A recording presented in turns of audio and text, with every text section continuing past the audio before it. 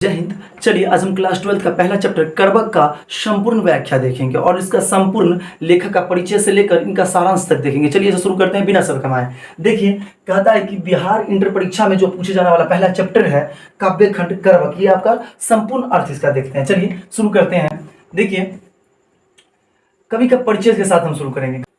देखिए कवि का परिचय देख लीजिए, है ना। कवि का परिचय पहले देखते हैं। कहते हैं कि जायसी निर्गुण यानी जायसी जी निर्गुण भक्ति धारा के प्रेम मार्गी शाखा के प्रमुख कवि हैं। अब निर्गुण भक्ति धारा क्या होता है ये आपको आगे हम अंतिम में समझाएंगे। निर्गुण भक्ति धारा क्या होता है। दूसरा देखिए, कहता है जायसी का जन्म यानी जायसी जी का जन्म सन 1492 ईस्वी के आसपास माना जाता है। वे उत्तर प्रदेश यानी यूपी के जायस नाम के स्थान का रहने वाले थे, इसलिए इनका नाम क्या पड़ा था, जायसी जी, है।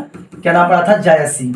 अच्छा एक बात और देखिए कि उनके पिता का नाम मल्लिक शेख ममड़ेज यानी मल्लिक राजे अशरफ था, है ना। क्वेश्चन मल्लिक राजे अशरफ इसलिए लिख दिए कि जो बुक में हमको शो किया गया था, है ना, मल्लिक राजे अशरफ था। ये वस्तुनिष्ठ प्रश्न यानी ऑब्जेक्टिव क्वेश्चन में आ सकते हैं आपको, ठीक है, एमसीक्यू के रूप में।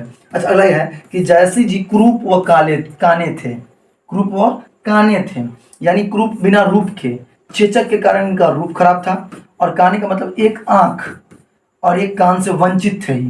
आंख और कान से वंचित थे, समझाने का प्रयास करते हैं। देखिए इसमें इस पॉइंट में क्लियर किए हैं कि चेचक के कारण उनका चेहरा रूपहीन हो गया था तथा बाईं आंख और कान से वंचित थे। किससे वंचित थे, तो बाईं आंख और कान से वंचित थे। चलिए अगला देखते हैं।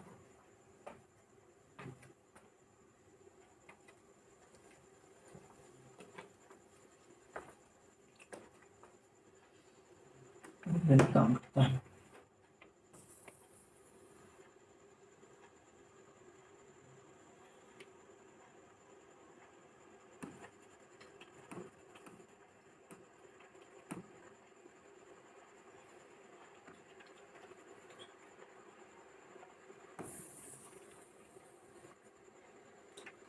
देखिए उनकी 21 रचनाओं के उल्लेख मिलते हैं, जिसमें पद्मावत, अखरावट, है ना, पद्मावत, अखरावट, आखिरी कलाम, कहरनामा, चित्ररेखा, कान्हावत आदि प्रमुख है।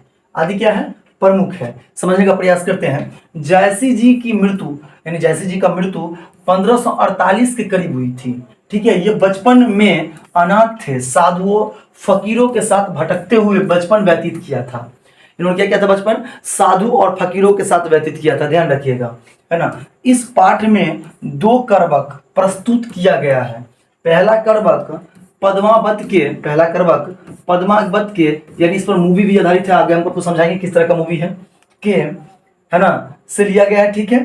और प्रारंभिक छंद तथा दूसरा कर्वक यानी पहला जो कर्वक है वो पद्मावत के प्रारंभिक छंद से है तथा दूसरा जो कर्वक है पद्मावत के अंतिम छंद से लिया गया है, ठीक है। पहला जो है प्रारंभिक, जो पहला कर्वक का जो आपको देखने को मिलेगा वो क्या मिलेगा, प्रारंभिक छंद से। दूसरा जो कर्वक देखने को मिलेगा आपको ये पद्मावत के अंतिम छंद से लिया गया है, ठीक है।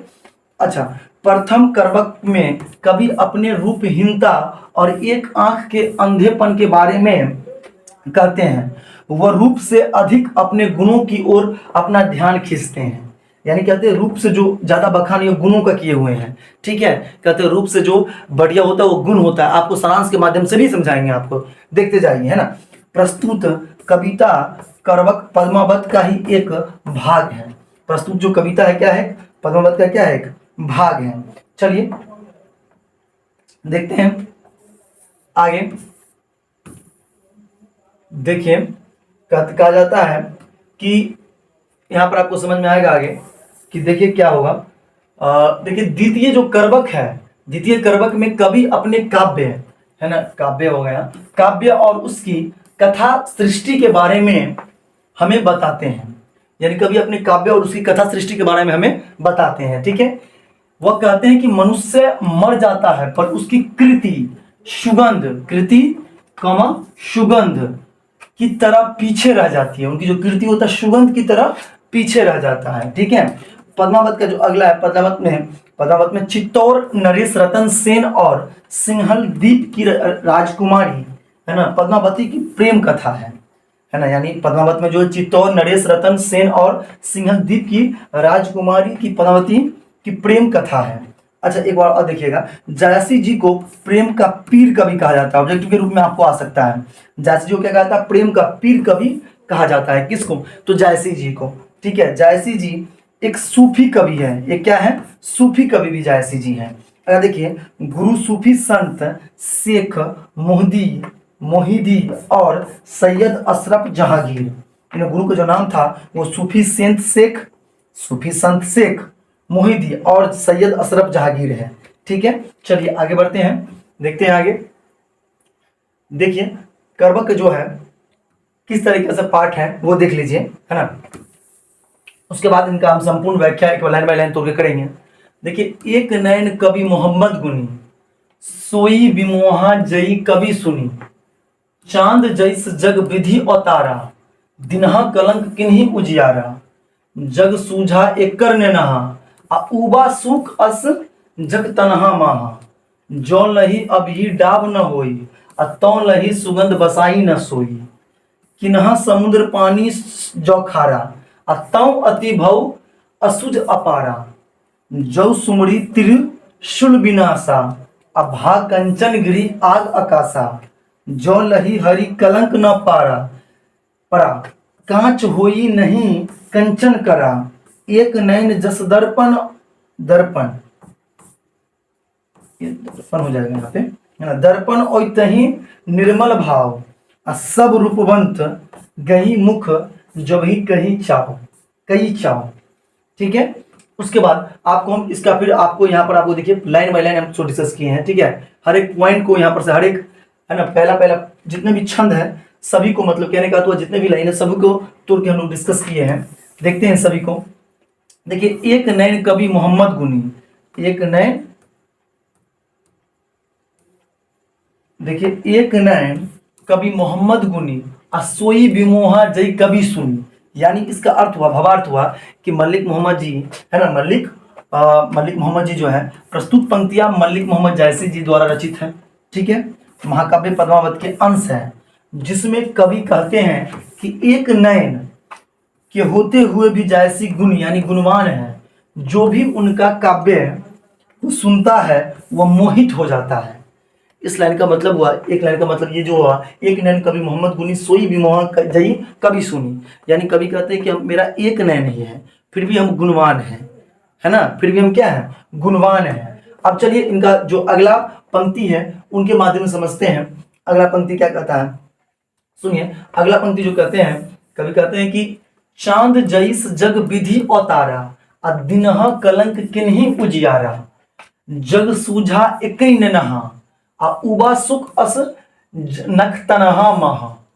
ठीक है, यानी कवि कहते हैं, इसका अर्थ जो हुआ, क्या हुआ अर्थ, इसका अर्थ क्या हुआ कि कवि कहते हैं ईश्वर, इनका जो अर्थ होगा, कवि कहते हैं ईश्वर ने उन्हें चंद्रमा के तरह इस धरती पर उतारा, लेकिन जैसे चंद्रमा में कमी है ना, जैसे चांद में ही दाग होता है, चंद्रमा में जैसे कमी है, वैसे ही कभी भी फिर भी कवि चंद्रमा की तरह, कवि में भी क्या है? कमी है, फिर भी कवि चंद्रमा की तरह अपने काव्य का प्रकाश पूरे संसार में फैला रहे हैं।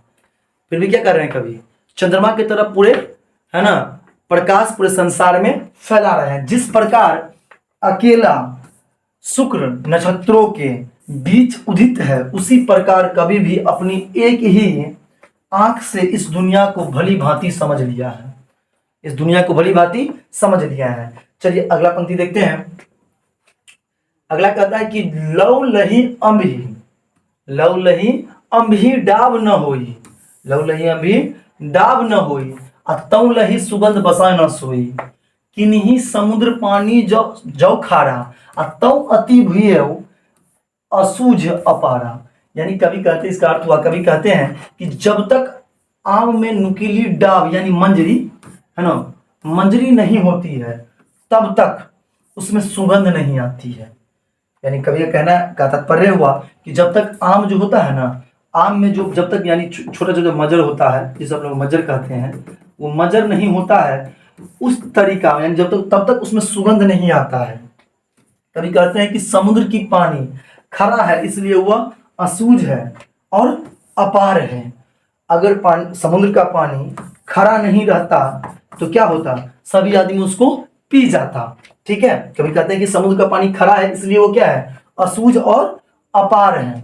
चलिए फिर आगे देखते हैं अगला पंक्ति में क्या कहते हैं। कहते हैं जो समरु त्रिशूल विनाशा अभा कंचन गिरी, भा कंचन गिरी आग आकाशा, जव लही घड़ी कलंक न पड़ा, आ कांच होई नहीं कंचन कड़ा। इस कहने का तात्पर्य हुआ, इसका अर्थ हुआ कवि का कि जब तक समरू पर्वत और त्रिशूल से नष्ट नहीं किया गया तब तक वह सोने का नहीं हो पाया। ठीक है, सोने का नहीं हो पाया, थोड़ा सा यहाँ पर पूरा टाइप हो गया, सोने का नहीं हो पाया। ठीक है, और फिर अगला जो तात्पर्य है ये वाला, जो लही घड़ी कलंक न पड़ा, कांच होई नहीं कंचन कड़ा। इसका अर्थ इस पंक्ति के माध्यम से कवि कहते हैं कि जब तक घिरिया यानी सोना गलने वाला पात्र, जो सोना गलाने वाला पात्र होता है वो घिरिया कहलाता है ना। यहाँ पर ये सोना जो होगा, ठीक है, ये सोना यानी गलाने वाला जो पात्र होगा में सोने को गलाया नहीं जाता तब तक वह कच्ची धातु सोना नहीं होती है, कच्ची धातु सोना नहीं होती है। फिर देखते हैं अगला पंक्ति कवि क्या कहना चाहते हैं। अगला पंक्ति में कवक नंबर 2 है, अगला पंक्ति नहीं है, कवक नंबर 2 है। तो इसको हम डिटेल से यहाँ से एक बार पढ़ लेते हैं, उसके बाद फिर इसका लाइन बाय लाइन हम लोग डिस्कस करेंगे। ठीक है, मोहम्मद कभी यह जोड़ी सुनावा, ये पंक्ति 2 होगा, करवक का दूसरा भाग होगा, ये अंतिम छंद से लिया गया था, आपको बताए थे पद्मावत का।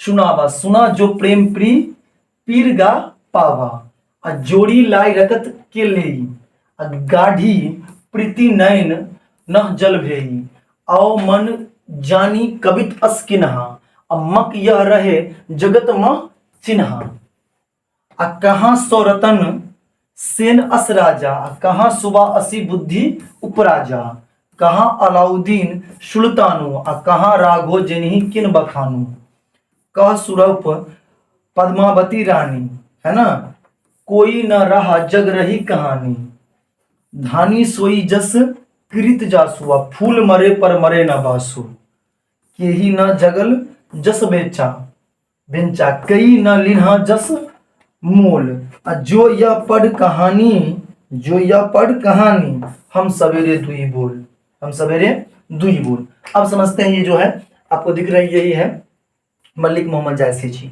चलिए हम थोड़ा सा इसका पंक्ति बाय पंक्ति डिस्कस करते हैं।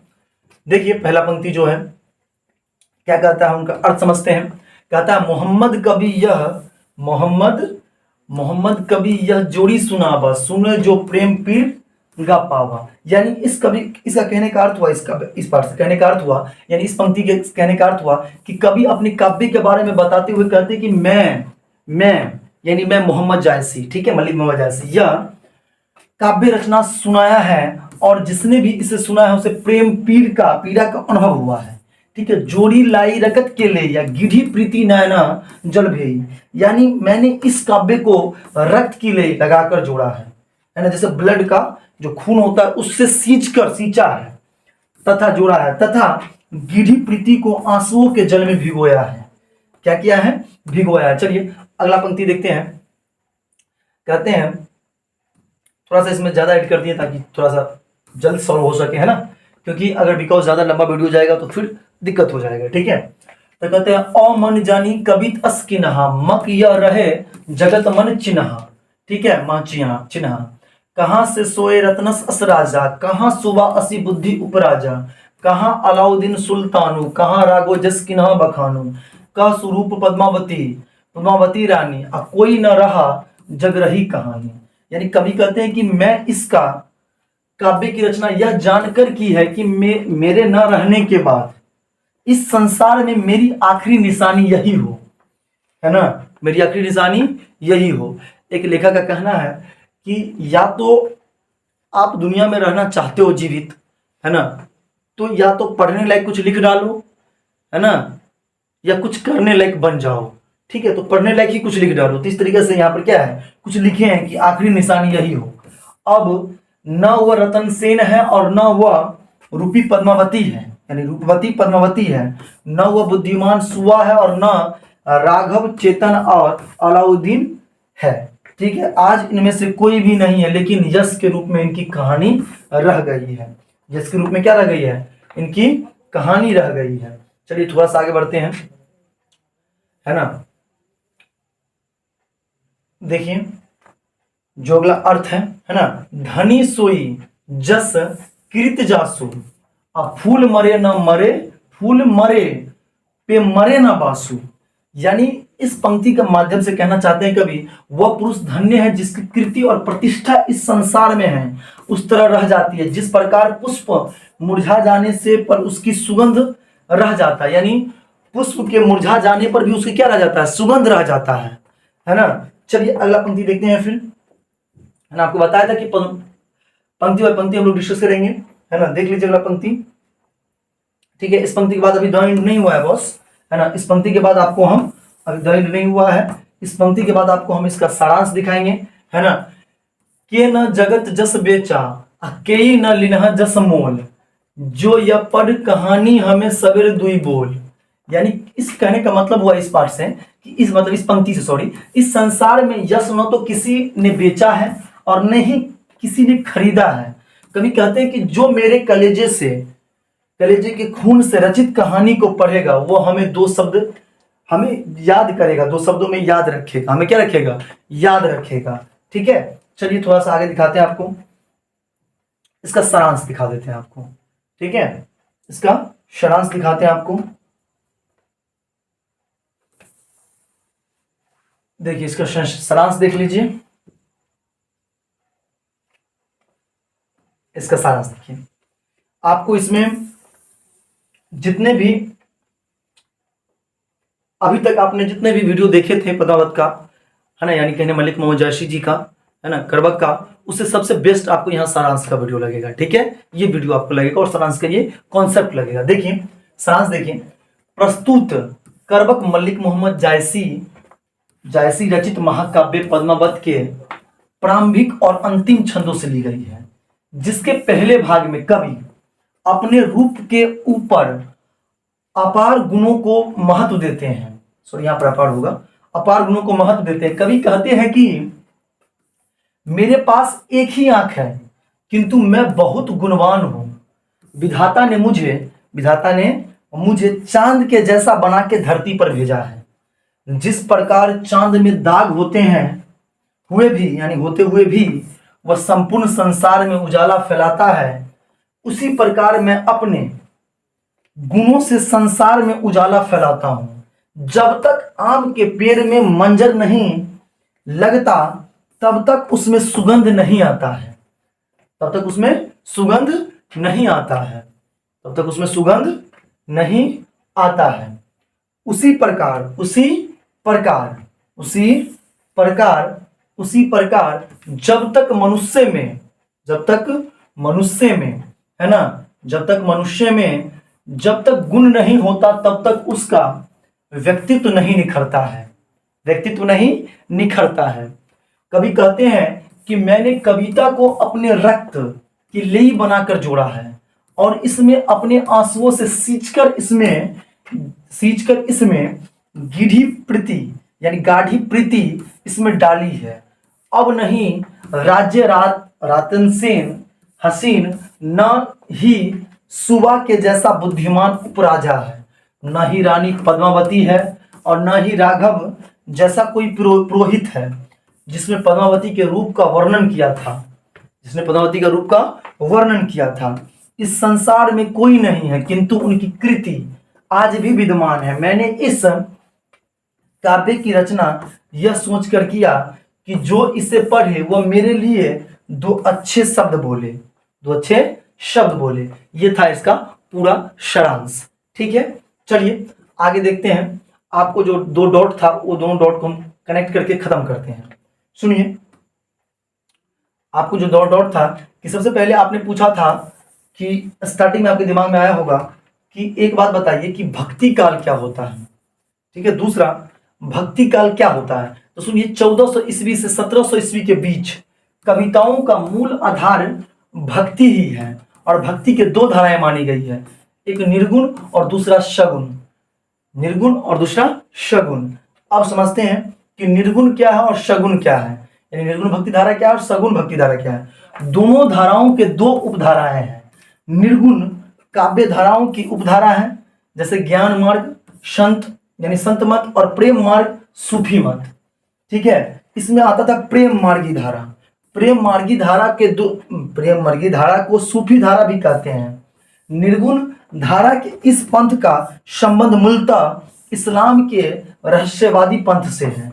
इस पंथ को मनाने वाले को सूफी और दरवेश भी कहा जाता है। इनका यहाँ ईश्वर एवं उपासक का संबंध प्रेमिका और प्रेमी की तरह होता है और इस लक्ष्य को मानवता की सेवा होता है। क्या होता है? मानवता का सेवा होता है। ठीक है, इस तरीका से क्या हुआ, ये पूरा चैप्टर खत्म हो गया, द एंड हुआ इसका। ठीक है, इस तरह से पूरा चैप्टर ये समाप्त हो गया। अब हमें बताएं आप कि आपको एक वीडियो कैसा लगा और क्या चाहते हैं कि इस प्रकार का जितने भी चैप्टर आपके हैं क्लास 12th में तो उसका डिस्कस किया जाए। अगर हाँ चाहते हैं तो इस वीडियो को लाइक करें और वीडियो अच्छा लगा तो शेयर जरूर करें। Thank you for watching this video guys. फिर मिलते हैं नेक्स्ट वीडियो में, तो तक के लिए थैंक यू।